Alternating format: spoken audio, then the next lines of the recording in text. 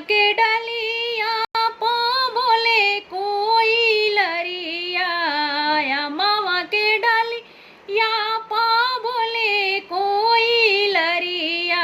अरे सुगाना बोलेला सीता राम रे ललनावा, अरे सुगाना बोलेला सीता राम रे ललनावा।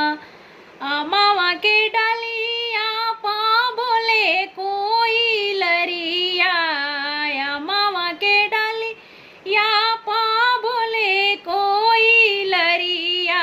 अरे सुगाना बोलेला सीता राम रे ललनावा, अरे सुगाना बोलेला सीता राम रे ललनावा।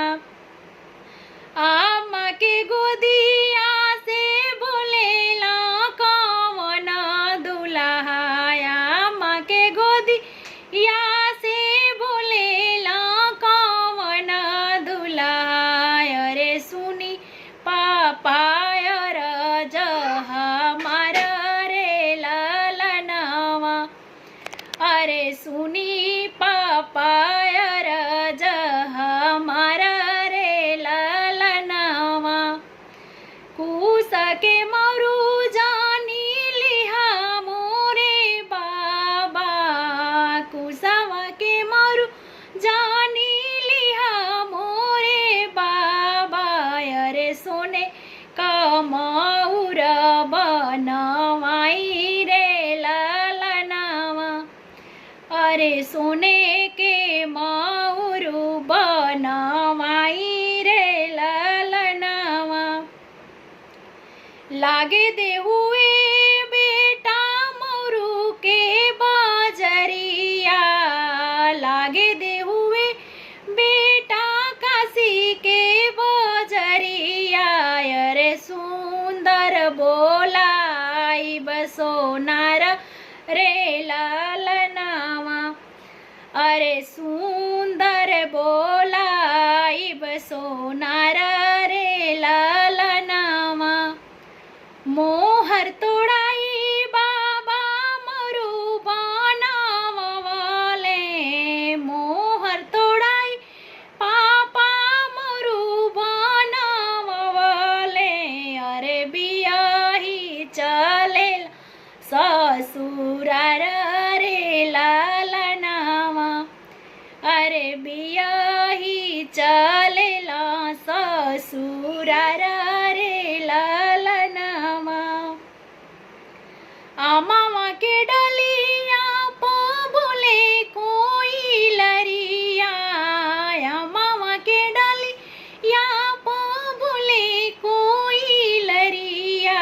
अरे सुगाना बोलेला सीता राम रे ललनावा, अरे सुगाना बोलेला सीता राम रे ललनावा।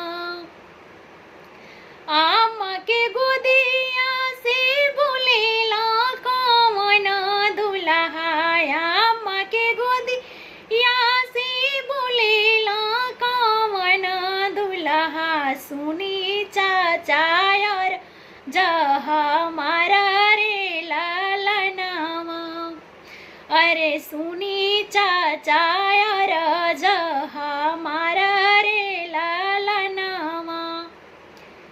कुसा के मऊरू जानी ली हाय चाचा, अरे सोने के मऊर बनवाई रे ललनावा। अरे सोने के मऊर बनवाई रे ललनावा। लागे दे हुए बेटा अवधा बजरिया, लागे दे हुए बेटा अवधा बजरिया। अरे सुंदर बोलाई बसोनार रे ललनावा, अरे सुंदर बोलाई बसोनार रे ललनावा। मोहर तोड़ा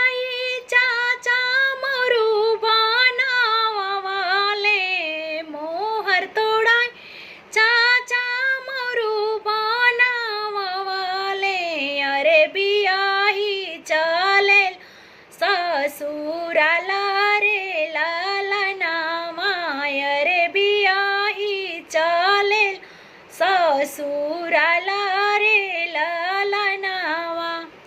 ये हमारा बेटा विवाह गीत कैसा लगा? अच्छा लगे तो लाइक कमेंट शेयर ज़रूर करना।